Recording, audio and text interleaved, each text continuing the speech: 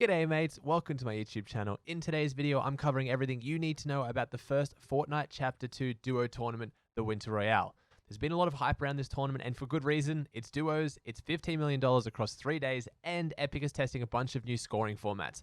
However, a lot of people are really upset about some of the decisions Epic has made with this one, and I'm going to give you all the information you need to know. If you want to keep up to date with news, guides, commentary, and basically just all things competitive Fortnite, please subscribe to my channel with post notifications on. If you liked the video and this information helped you, please leave a like on the video as it helps me a lot.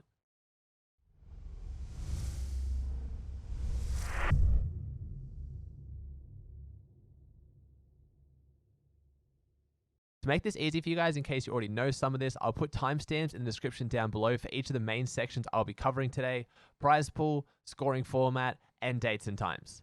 Firstly, prize pool. As I mentioned earlier, a lot of the hype around this tournament was Epic announcing the prize pool to be $15 million across 3 days, which is absolutely insane. Why then are so many pros upset? Benji Fishy even saying, wait, why does PC have same prize money as Xbox/PS4? What the actual F, bro?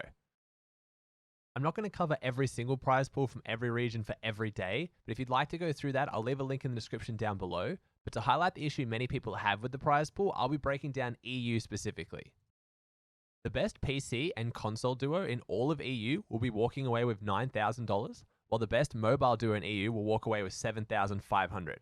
Alternatively, the 501st best PC duo will walk away with $400, while the 500th best mobile duo will walk away with $500. Just from going over this prize split, we can already see some issues. Outside of the debate I'm about to go into for PC versus console versus mobile, are there even 500 mobile duos who play this game competitively in Europe? I understand that console and mobile deserve tournaments and some solid prize pools, as they are spending their money on this game's cosmetics as much if not more than PC, which will keep this game alive. However, as a competitive esports, Epic needs to make sure they're rewarding the best of the best and push them to new heights as players and the game's competitive scene in general.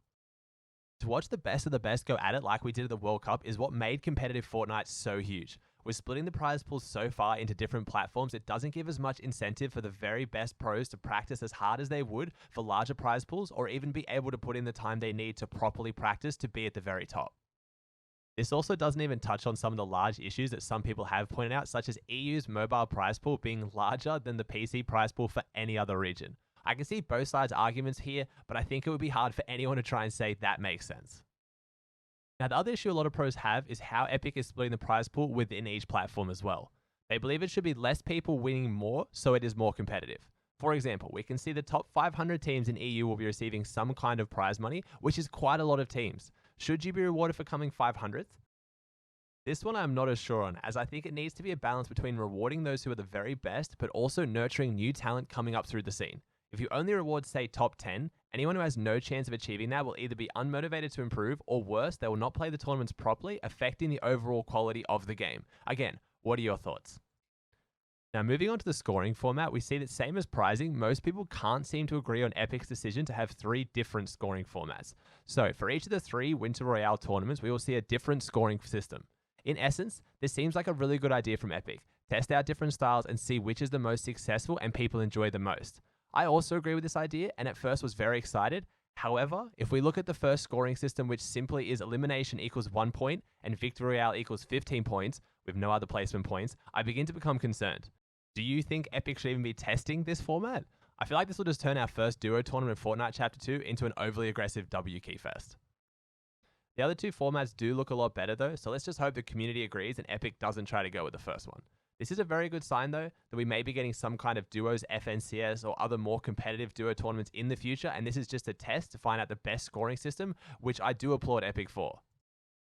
Moving on to when the actual tournament will be, the Winter Royale will take place in every region across 3 days from December 20th to 22nd.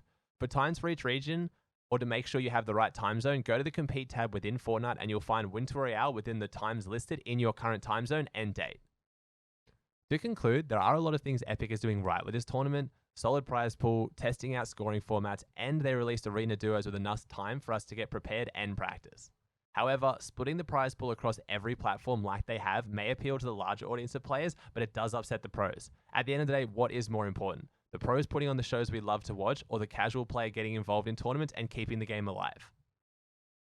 I think the right balance needs to be found. If the casual player stops playing Fortnite, the pros will have no prize pool to play for at all. But at the same time, Fortnite has developed and exploded off the back of the pro players and content creators making this game so exciting. Again, what are your thoughts? I'd love to hear what you think down in the comments below. So if you liked the video, please give it a like and subscribe to stay up to date with more Fortnite news, information, guides, and just basically everything competitive Fortnite. I really hope you guys enjoyed the video. I'll see you in the next one.